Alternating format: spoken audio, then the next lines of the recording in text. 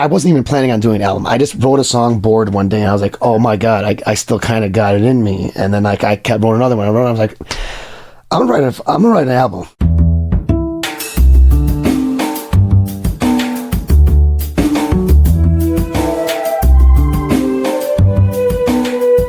This is Champagne is Also a Band podcast. One songwriter, one song. I'm Sven, your host for a journey into the music of Champaign-Urbana. Recorded in the Blue Box studio with a songwriter from the Champaign-Urbana music scene, past or present. Champagne is Also a Band podcast is proud to be a part of the Champagne Showers Podcast Network.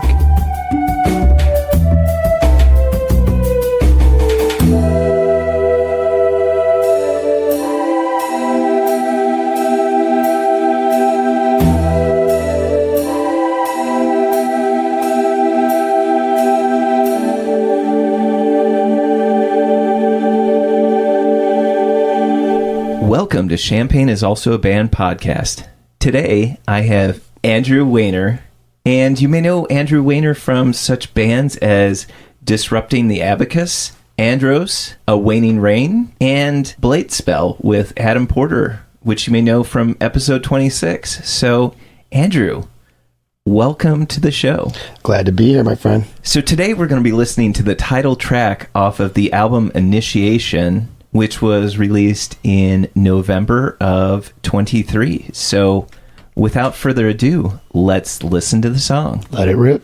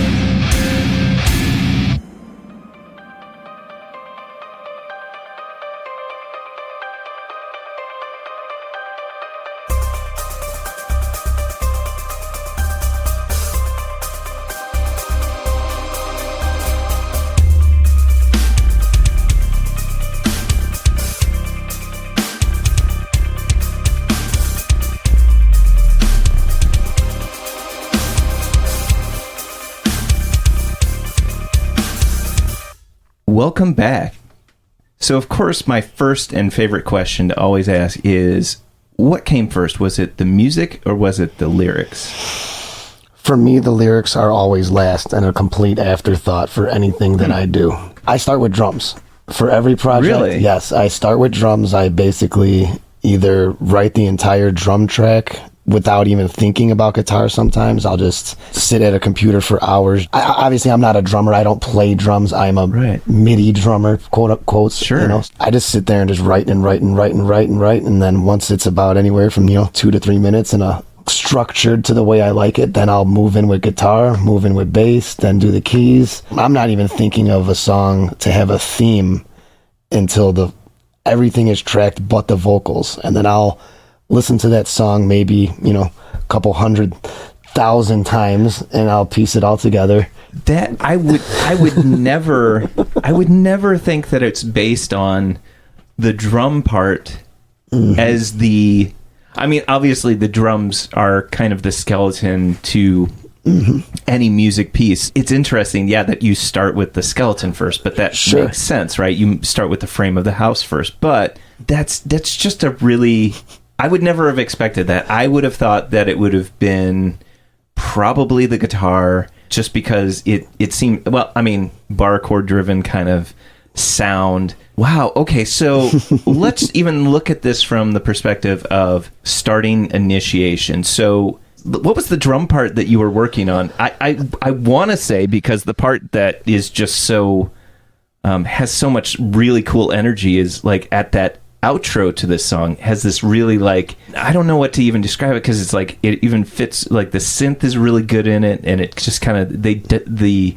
point and counterpoint, they like kind of dodge in and out, and I don't know. Yeah. Anyway, so I should let you answer before I just throw everything. Like I said, I start with the drums. I have an idea of what guitar rhythms I want to play in my head, and when I write the drums, I kind of have like a straightforward approach. There's not much, like, I kind of bare bones it until it's a full song. Then I'll jam over it quite a bit. I'll have to go into the drums later and make a drum pattern for this part, where there just have been a generic pattern there to begin with. And then I'll write a guitar part over a generic, quote unquote generic drum pattern.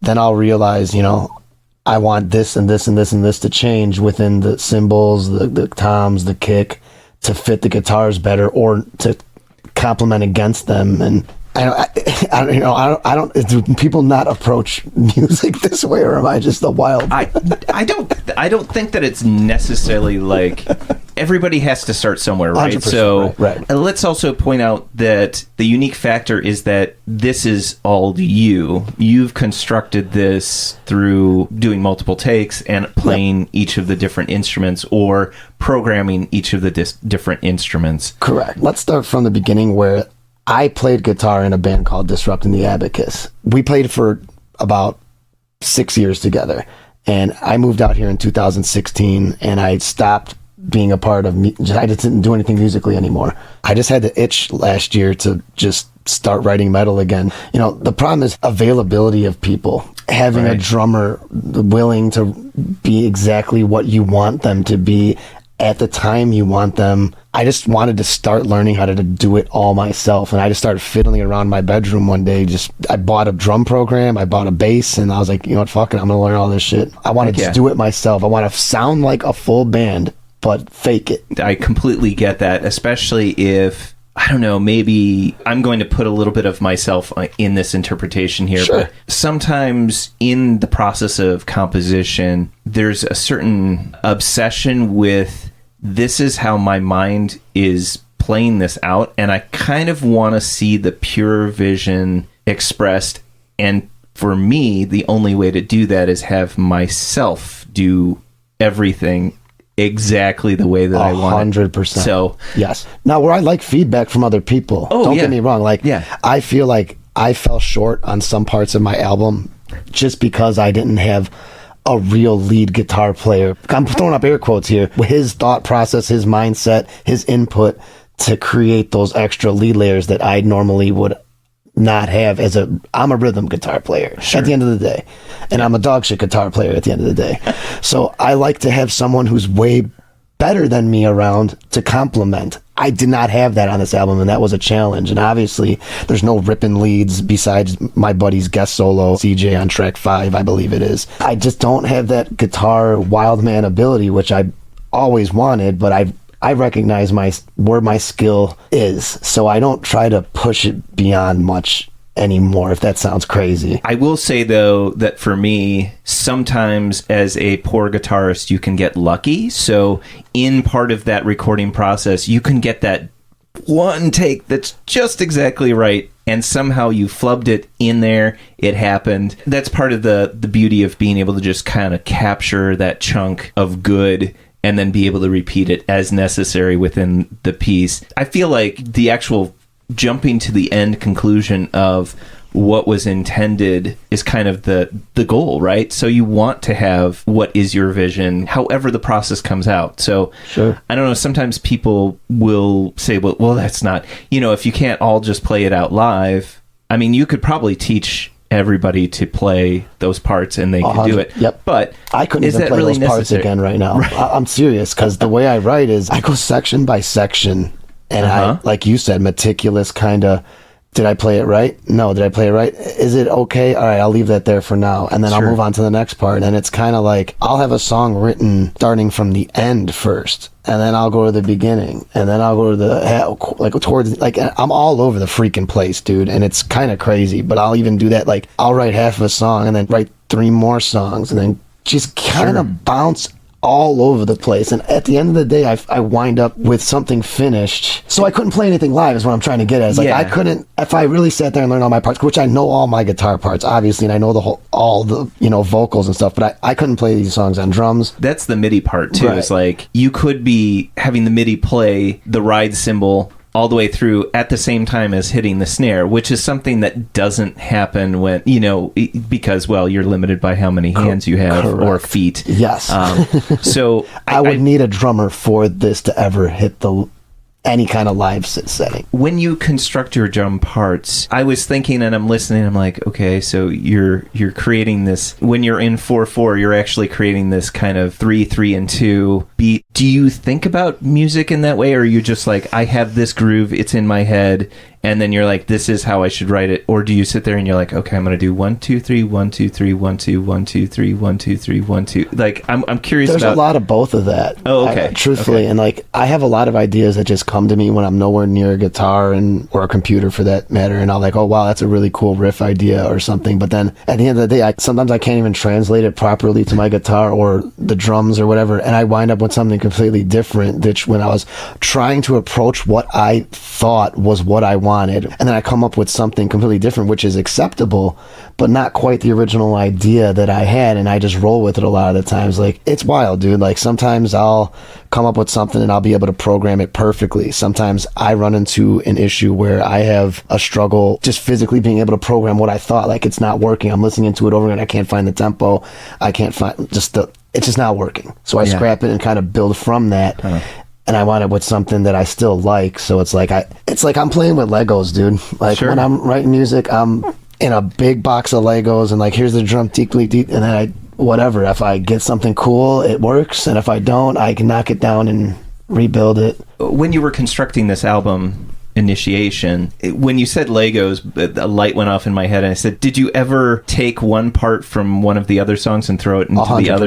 Okay. Yeah. So like, drum parts have left certain songs and gone to others. Certain riffs I've realized would work better here and there. Okay. It's wild how it all works. Truly, it comes together in pieces over time, like building like a model car. Like, literally, you start at one point, you obviously have to build the frame, then you build the outer shell, and then you paint it and you polish it and you add all the little flares up at the end. And when you first described working on Initiation, you said that you'll work on something, you'll put down the drums, and when it's like, I've got 2 or 3 minutes, you're like, well, there's a song. And then I kind of felt that after a while, even though you had these 2 to 3 minute sections, you ended up pasting all... Is it 12 tracks? It is 12. It's like, I forget now. That's crazy. I know. Maybe it's 14, but I mean... it's 13. Oh, well, that would it's 12 or 13. I should know on my own freaking album. No, it's okay. It explains it if you're kind of taking parts and trading them,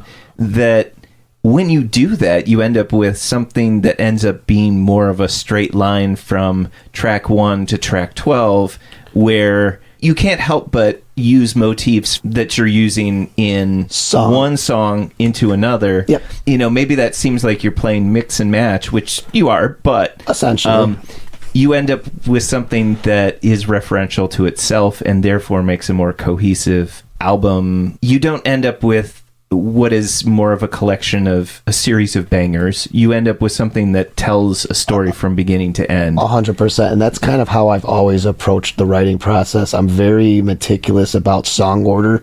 Once I have all 12 songs written, I am listening to those 12 songs and I'm playing with them in a music program, figuring out the order. Like, I truly believe I will figure out the organic order of any track list, how it should be. I feel like that takes time and effort and like really listening and feeling like how we want the album to feel. Like, I believe it should have like a banger intro, then one of your biggest, best songs right off the rip. Get them going fast, heavy, keep them interested for a few songs with some half-fast, heavy shit. Slow it down with like a interlude kind of heavy thing, but without vocals. Rip right back into it, and then slow down a little bit before the end banger. So it's like it's a roller coaster. I like it to be like, sure. I like a few tracks to chill you the fuck out. It should be chaos all the way, but I like some elements of beauty within metal. Funny that you said that, because I think the thing that I like about the instrumentation that is created, or even just the melodic structure that's within Waning Rain, is that you have some of the really, distorted guitar parts. When something gets so distorted that it's almost like you don't necessarily, like, the ear doesn't necessarily hear it. They hear it as more percussion than they hear it as a pitch. 100%. But then I love the element of the synthesizer over the top of it. Instead of it just being like punchy right in the face, it has a certain like, I'm really angry, but I'm also really hurt. I like it to have feeling, some kind of... Yeah. You get it, man. Like, it's like, I kind of approach it with a lot of things I listen to as well. I like straight, heavy chaos, whatever, but I also almost need it to have that element of beauty mixed within, like, really catchy riffs, really catchy vocal structures, just really, stuff that just gives you kind of goosebumps. Like, I feel like if it's just straight blast beats for 5 minutes, you lose something there. Like, it's there, yes, awesome, this is sick, hell yeah, for 3 minutes, blast beats, whatever, here's the whole, but like, I like that too, but something gets lost there. For me, as a listener. I appreciate it. I love it. I want to emulate that in terms of like what I write to, but like, I don't know. I need almost like pop elements. Sure. But like more catchy and evil, but like, I don't know. Yeah. I don't even know how to explain it. You know what I'm saying? Melodic, like, but minor, obviously. But not over the top where it's just like shredding and soloing and just like chaos. You know what I mean? Yeah. I kind of like it to be more like simplified riffs and like nothing too overly complicated, but that also sits in my skill set of where I can what I can actually achieve on a guitar. You say that, but then you do have some complicated rhythms going in and out where rhythms for sure. I mean, rhythms for sure. Yeah, but I mean, the riff. But you'll add, your melody will focus on more of the syncopation within the rhythm that I think. Just, I mean, honestly, there are some parts in this that you could pull out and be like, this is a hip hop like beat. Like, there's definitely, especially at the end of this one, I feel like there is I was almost like, you could pull that out. Somebody could sample that and just use that as a beat for. I mean, I'd actually, anyone who feels like doing that, please contact Andrew and do that, because I'd love to hear that. I would love that as well. As I told you, I started initiation from the ground up, backwards. Drums, guitar, bass, synth, and then vocals at the end. While everything was written without the vocals, I had to figure out what kind of direction I wanted to go with the theme of the album, because that was a complete afterthought. Like I said, I wrote like maybe 8 songs. I wasn't even planning on doing an album. I just wrote a song, bored one day, and I was like, oh my God, I still kind of got it in me. And then like I kept wrote another one. I was like, I'm gonna write an album. Like, I don't care. I'm just gonna try to write a whole full-length album by myself, no help, recorded, written, everything by myself in my freaking bedroom with just my eyes, my ears, my hands, whatever. I wanted to achieve that. I got like 8 songs written, and I was at the point where like, okay, this is almost getting serious. I'm going to need artwork, a name, I want this to be a real album. I am from the south side of Chicago. I grew up right by Midway Airport. I got a lot of friends up north that I still, am in contact with. My main friend group is up north, and we're all a bunch of crazy lunatics. It's just, we joke around. We know what we know from growing up in the neighborhood we grew up in, and Initiation is basically inspired by a lot of inside jokes between me and my friend group up in Chicago, a lot of real life situations that have happened, not to me per se, but situations we've known about as a friend group, just living in that neighborhood, legends of the neighborhood, like little stories, all that kind of good stuff, quirks that make our neighborhood what it was. Initiation is a serious, but almost like a joke album in a way. It's serious as when you look at it. The writing process, I needed a theme. I didn't have a name for the album or a name for the project while writing. It was just a writing process. There was no thought hey, I'm going to write this album about all these stories from my neighborhood and all my, inside jokes I have with my friends and all that stuff. That wasn't the approach going into it. The approach was, I want to write some fucking sick ass breakdowns. And that's all I wanted to do. I was like, I just want to write sick parts, and I wound up piecing them into songs, which I was like, all right, I actually want to have bass and synth, and I want to do vocals over this. I hear what I want to be put over it. It took me a while to figure out, a name for the album and a name for the project. And, I think that's one of the hardest parts when you're kind of just starting from the ground up as nothing. You're a nobody, you have nothing, and you want to release songs. To me, your identifier is the number one hardest damn thing to do. I've always had a problem finding my alias or my name, and it's just a lot of thought, and when I'm just sticking with something because all right, I am sick of thinking about this. I am just going to pick something and roll with it. That's kind of how Disrupting the Abacus was. We didn't have a band name for a long time in my first band, and we were sick of not having a band name, and my drummer just said that phrase one day, and I was just like, you know what? We're just going to keep it. I don't care anymore. And it was literally that, no special story beyond just a random thought, and I said, run it, because I don't want to think about this anymore. So at some point it became, you say Disrupting the Abacus 47,000 times and you know it. It's that's what it is now. It's not, you don't even think about it, how dumb of a band name or whatever it is. It's that's the identifier. That's it. I'm okay with that. As long as you could present it somewhat cool looking, I feel like it's a win for any musician trying to make a name for themselves or trying to create a band name. I think it's tough. Initiation is a song about a teenage dude that wanted to become a gangbanger. He wanted to become a gangbanger at the end of this. So it's just it's an inside joke about someone we know. This actually happened, but it's more poking fun at the idea of the mindset behind someone who grew up in a bad neighborhood and was doing bad shit as a youngster. And that's just, it hits home in a way. It's just how our neighborhood was. There was just, in the 90s, it was just wild. And at the end of the day, it's only funny to my friend group, really funny, okay? Right. To anyone else, it's just, it is what it is. And I understand that. No one's really going to get it the way we do. Right. But you may, and that's cool. And you may not, and that's also cool. But it's basically the story of a teenage dude who wanted to become a gangbanger.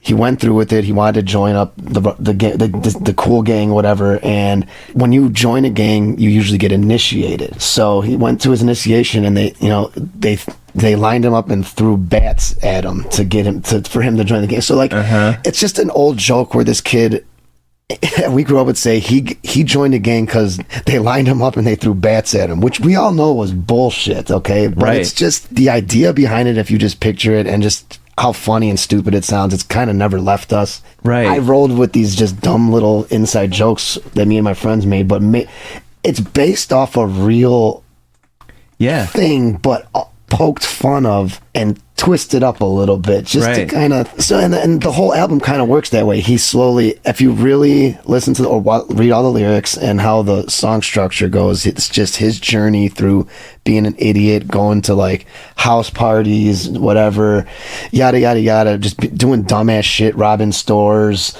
jumping fences, yada, until he finally, at the end of the album, Don't Clack, he robs a store, chased by the cops, slips on the railroad tracks, hits his head, and that's that. Like, it's basically a story from front to finish of bad decisions and what happened to him because of those bad decisions. There's a little bit of a lesson to be learned there. It's not direct, not like you should learn like type of lesson, but there's subtle, just if you fuck up, you fuck up. You know, if you do make stupid decisions, you're gonna end up with stupid answers. You know, the way that you describe it, I can tell looking at your face that you're just like, yeah, we watched this guy and he just it's like the obviousness of how silly it was, but yet in the same way there's this strange desperation, but also like that's pretty horrible to just be like, in order to feel like part of something, I have to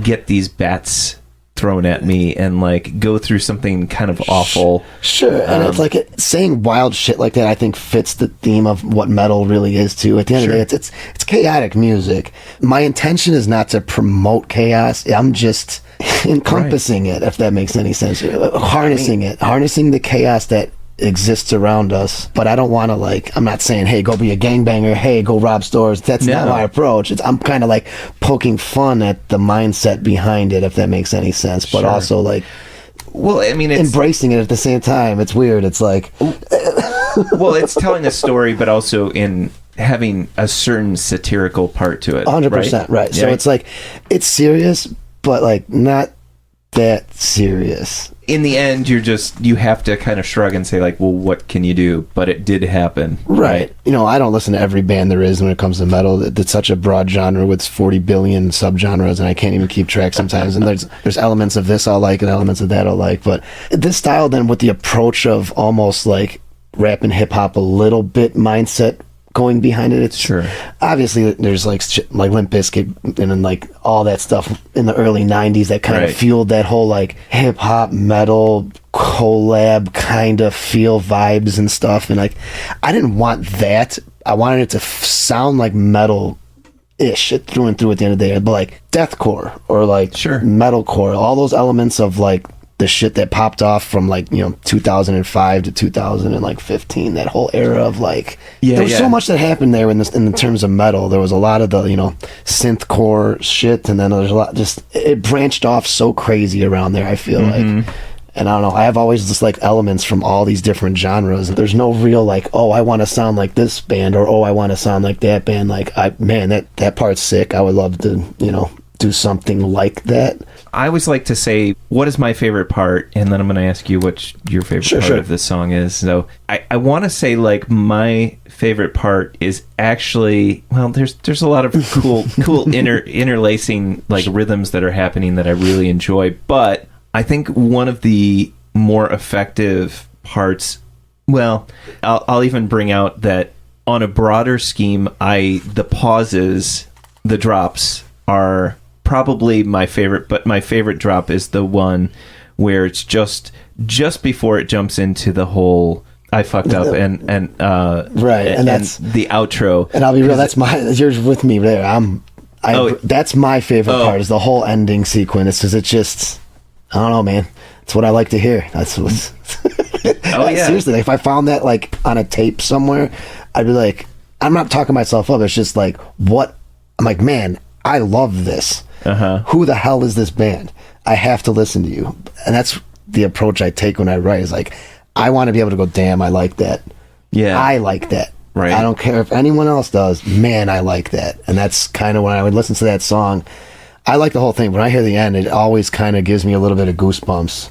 I'm like, man, that part's really sick. I love that as the outro, and well, it sounds like we both kind of picked the favorite part. I was gonna ask you as my last question, as like, why did you pick this song to be the song you wanted to talk about today? It goes back a little bit to how I approached the track list order. I always believe that after an intro or track 1, song 2 should just be just something that I feel like is your best overall sounding song, the best, like something that would get the crowd into it right away as soon as they heard the first note. That don't, like, a lot of songs don't start fast. Like, you know, you'll go through an album, sometimes the best part of the song don't start for like 2 minutes in, and you're dragging through that 2 minutes of, I don't really like this or know this, but then, oh man, now this is sick.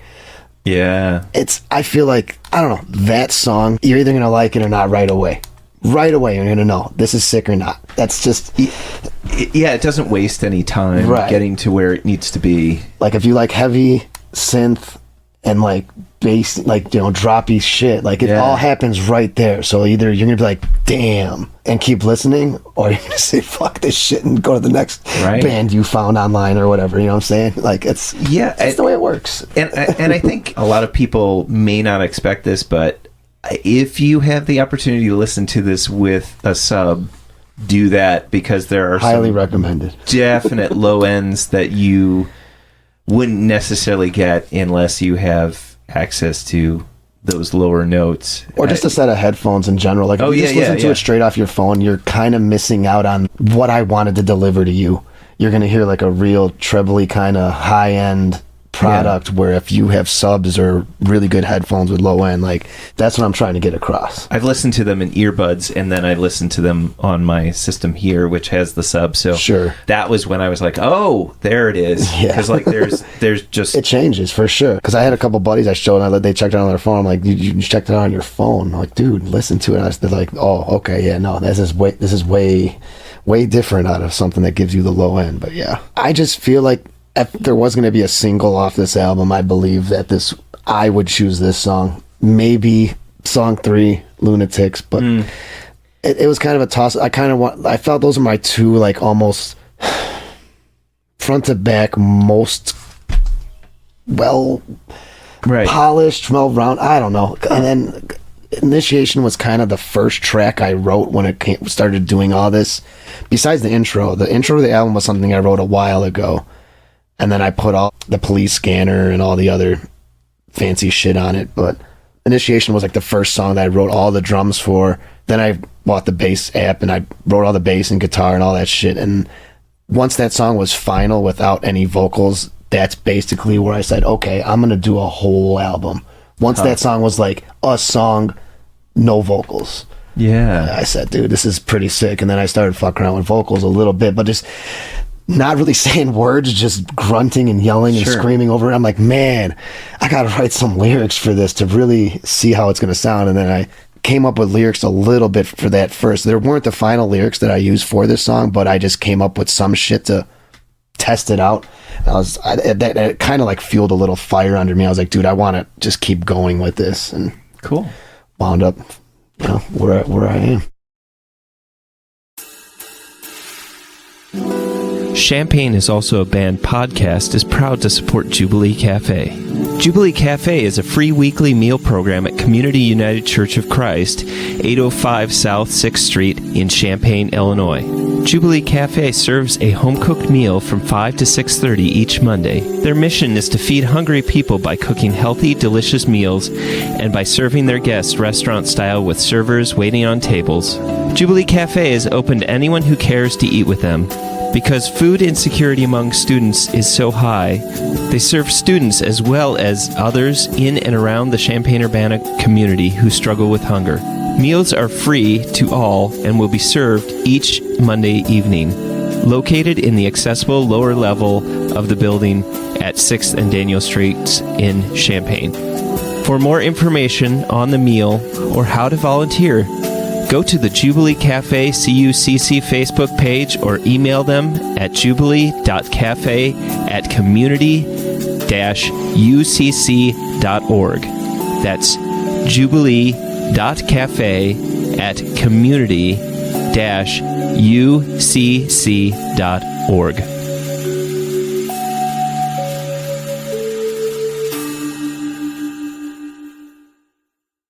Welcome back. Andrew, what is your favorite Champaign-Urbana venue? Truth be told, I've only been to like maybe 4 or 5 house shows, like just in random houses that I could not even damn tell you where the hell they were at this point. I mean, I've been to Canopy once. I truthfully don't have a lot of experience here when it comes to the like music venues and stuff, unfortunately. Everybody has to start somewhere, and hopefully, I mean, really, you're just going to have to get out there. I feel like there's a lot of great places that you can find hardcore stuff, and not that it's often, but you can find it over at the Gallery Art Bar. They'll have that. They can have it over at Rose Bowl.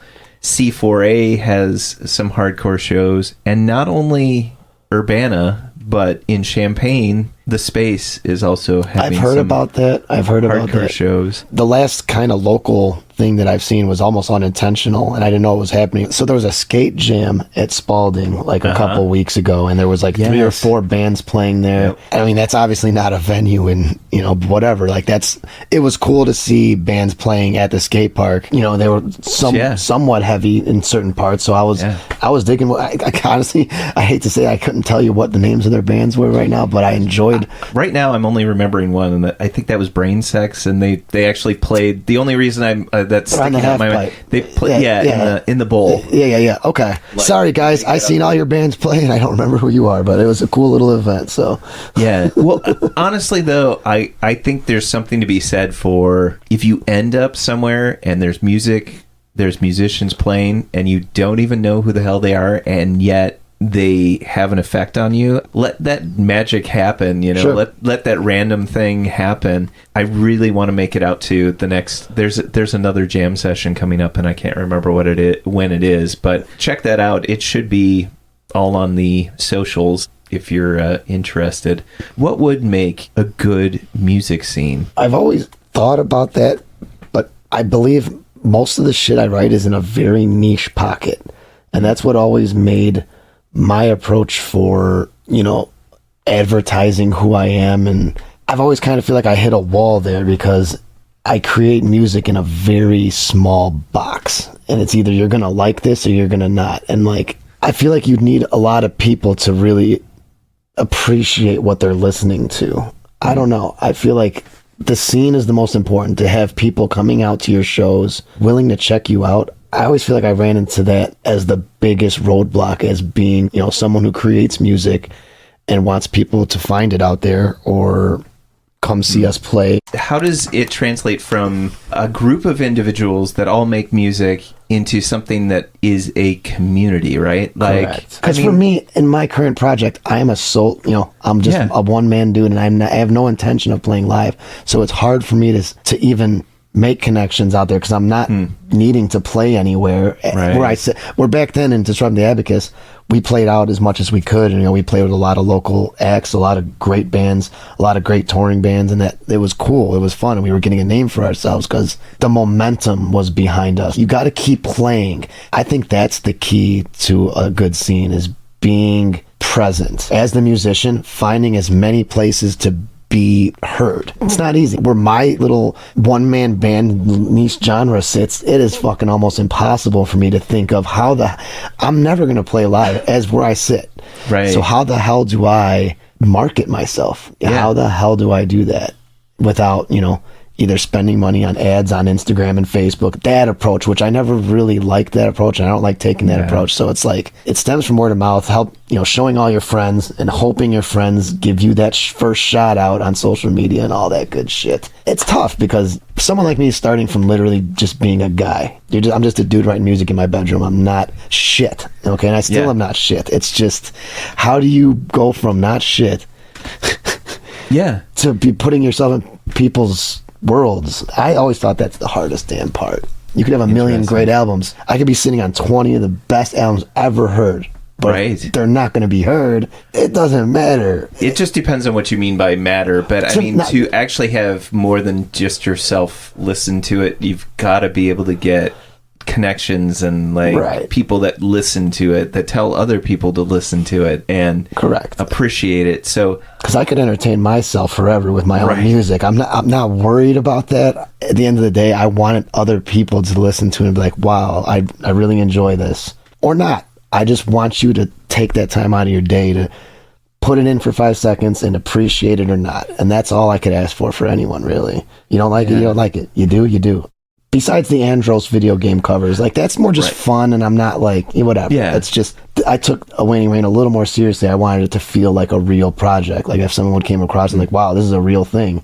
Yeah. It's not just some idiot in his bedroom fiddling around on a MIDI controller and whatever, like that's kind of what my Andros projects are. I wanted the Waning Rain to literally sound like a band at the end of the day. Like if you listen to it, you're not sitting there like, where you may know it's MIDI drums, that's fine, but like you're not thinking about it as you listen to it. You put it on, like just someone that doesn't know music just puts it on, listens to it.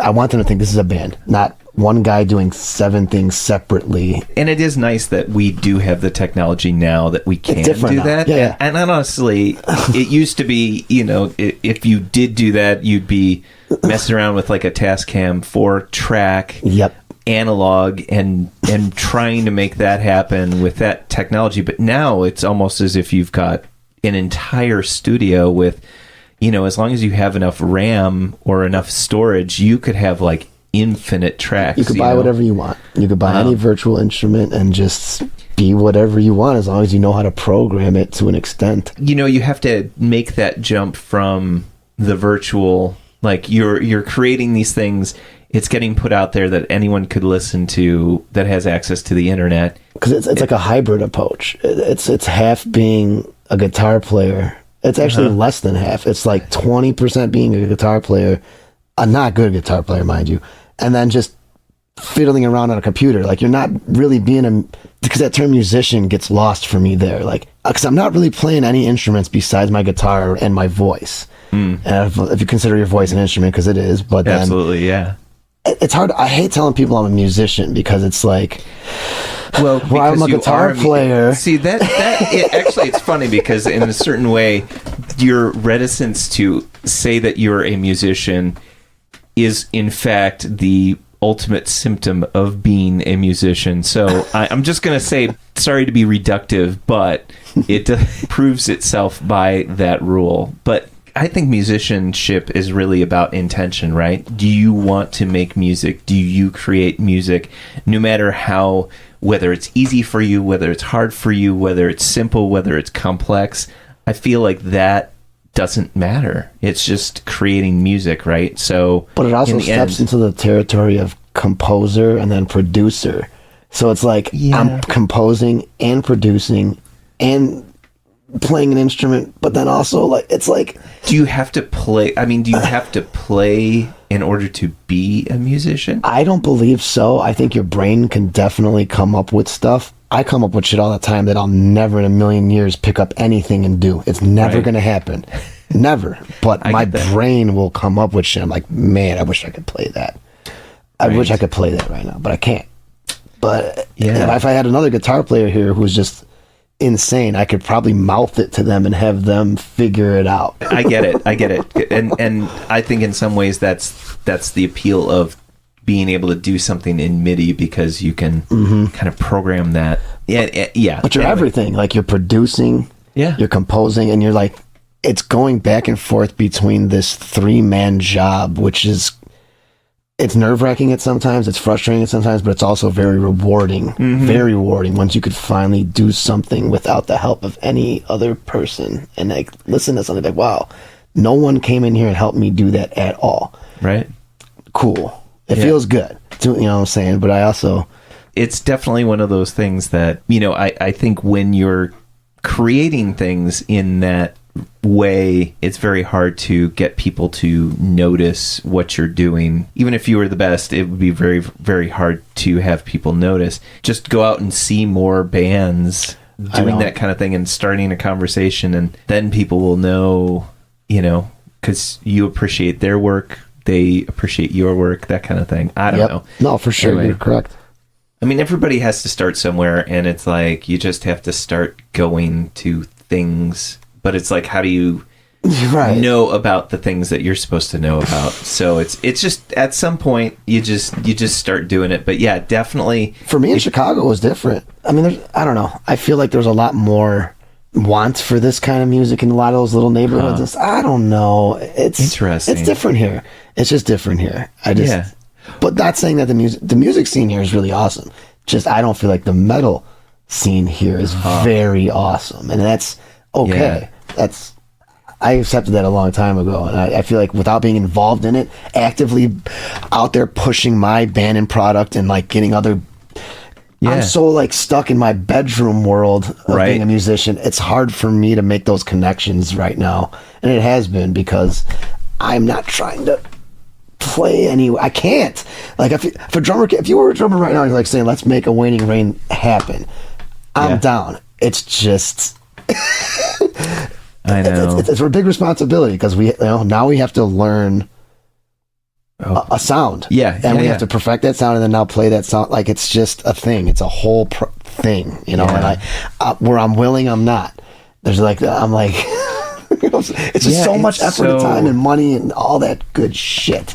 Yeah. You know exactly what I mean. I agree with you that I wish that there was a larger metal scene, but I'm also going to add that I think there's still one there that I need to.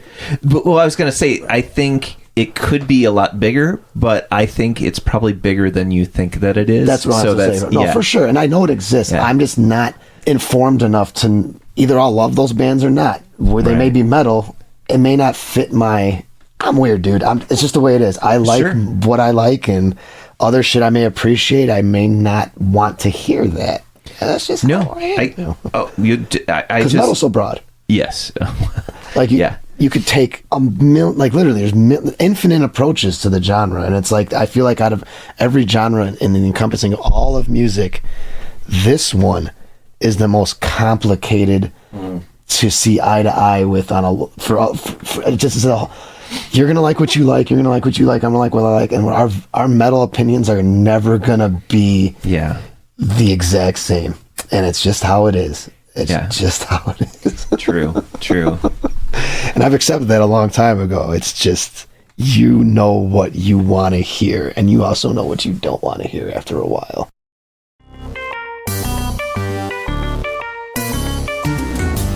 Champagne is Also a Band podcast is proud to support Exile on Main Street. Exile on Main Street, located in the old train station building at 100 North Chestnut Street in downtown Champaign, has been helping to build record collections since 2004. Carrying a wide array of new and used LPs, CDs, and video games. Exile on Main Street has something for just about any music enthusiast and old-school gaming devotee. Exile also hosts regular free live music shows on its stage, so be sure to check out their Facebook, Instagram, and Twitter pages for the up-to-date details on the next upcoming event. Open 7 days a week, they can be reached by phone at 217-398-MAIN. That's 217-398-6246. Welcome back. So, Andrew, what is your favorite non-musical thing or things? Well, I like to spend a lot of time disc golfing when the weather's nice. Obviously, our winters suck, so we get a lot of that time taken away from us every year, but I love to disc golf. Got a lot of my friends up north we like to play, so I go up to Chicago every few weeks and check out different courses, throw discs, get outside for once, I'm a huge gamer, so that's eats up a lot of my inside time when I'm not writing music. I like to play just about any kind of video game. I have every damn system there is, so it's just how it is these days. I'm curious, have you gone down to there's a spot in I think it's Kickapoo? Yeah. Excellent little course. Yep. Yeah. They I never seen the old one, but they redid it last year, I believe, and it's just real nice little course. Probably one of my favorite ones around here. Yeah, do you have any? So besides that one, is there other favorite courses that you like, or we don't got a lot of options around here in terms of but we got two in Champaign-Urbana. One's at Parkland and one's at Lohman Park. And wait, there's one at Parkland? I didn't know that. At Dodds, yeah. It's like behind all the baseball field, the diamond of baseball diamonds that they have there. It's like by the Olympic monument wall thingy. Okay. Yeah. Oh. Honestly, sorry guys, I think that course is complete dog shit. It's a very difficult course in terms of everything is very far from each other. They're very long throws, and it's just not designed in my interest. Okay. It's just too boring. I don't know. So is it kind of it's the analog of like a links course because there's no trees or there are trees. No, it's open, isn't it? like there's another little 9-hole course in Loman Park, and that course is excellent. It's beautiful. It's got a bunch of different shots. There's just the vibes are there. People are gonna hate me for this, but Dodds is just dog shit. It's just Gotcha. it's just not fun. I don't know. I've been playing disc golf for a long time, and that's the only course I've ever visited out of like 50 plus courses where I say this is just not fun. This just isn't fun. Like everything is just so far. There's so much walking, and like I don't know. You kind of just are throwing an open field, and then basket, open field. Like, there's maybe 4 or 5 holes where it really feels like it's a different course. The rest is just, I don't know. How did you get into disc golf? Or is it just people that... Well, I grew up in Chicago, South Side. It wasn't a thing growing up. No one ever heard of it until probably, I want to say like mid-2000s. I feel like someone may have showed it. Sorry, whoever taught me about disc golf. I can't think of who you are right now, but I wound up playing through someone and getting obsessed, and then trying to get as many people I knew into it, and it kind of worked. So most of my friends in Chicago, we love to play disc golf, but I haven't met too many buddies out here who like to play, unfortunately. So I'm stuck going back all the time. I know a few people. Just I'll play with them. That's fine. Yeah, a lot of video games. Are you a particular type of video game, or is it just like mainly an RPG guy? I play a lot of MMOs. Final Fantasy is my favorite franchise, probably out of all of them. Then Mega Man when it comes to okay. Big franchise games, you know what I'm saying? Like it's all, I've always loved just long adventures, grindy games where you just lose your whole day just getting stuck doing shit. To be honest, I haven't played a Mega Man since the Nintendo Entertainment System back in the day, the original Mega Man, which I need to figure out a good way to get a decent emulator that uses that original controller. Well, we'll handle this off air. I got you. Don't worry. Okay. Well, and what's really funny is that there are a bunch out there that are for sale, but then if you read the video games that they have available, and you're like, oh, ew, like it's like Murga Man, like it's like a complete knockoff, and it probably is going to be awful, and it's like Murga Man 1, Murga Man 2, and it's just like it's completely a knockoff, like what was it, The Simpsons is like, we've got them all here, Magnet Box and Sorny. Yep. Yeah, like a flea market junk. Yeah, it's pretty much what it is. Oh, awesome. No, yeah, I'll hook you up. I'll point you in the right direction. Very cool. Because I mean, honestly, one of my favorite systems that I had was probably the GameCube. I actually thought was really, it just worked well. Like everything worked well. Controller was good. Yep. And then something happened with like that. Not that I'm completely all Nintendo, but I've always enjoyed their style of games. Sure. But like the Wii, they lost control of all of the types of games that they had, and so just like you got such a variation of decent games. Anyway. Sure. That's a whole different different like thing for me to get all bent out of shape about. 100%, same here. But yeah, so I mean, I remember, any of those I enjoyed the left and right scroll games, but I also the first person, isn't that right? So like Doom and just first person shooters. First person. I think those are called boomer shooters nowadays, the Doom type. What is it? Boomer shooter. Oh no. Yeah.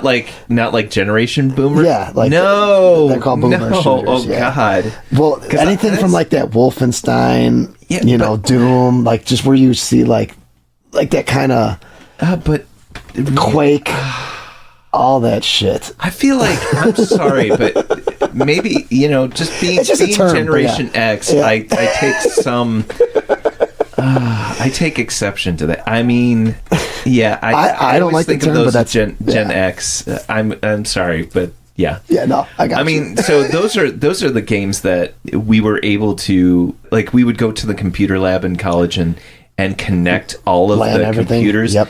And we it was like, sorry. Our favorite was we'd pick a level on Duke Nukem, and then we'd play against each other. Yep. Oh my gosh. Excellent that was game. Like the excellent. I mean, it's along the almost about the GoldenEye kind of feel, where you're just yep.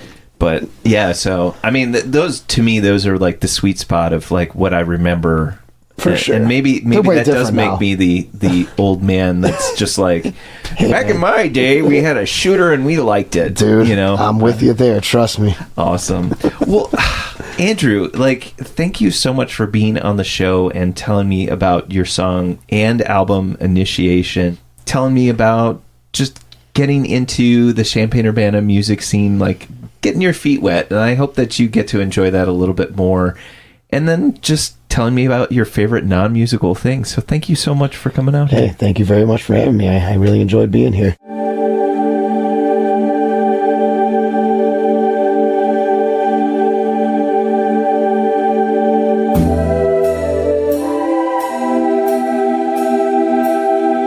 Thank you for listening to Champaign is Also a Band podcast. This is Andros reminding you great music is out there. Go find it where you live.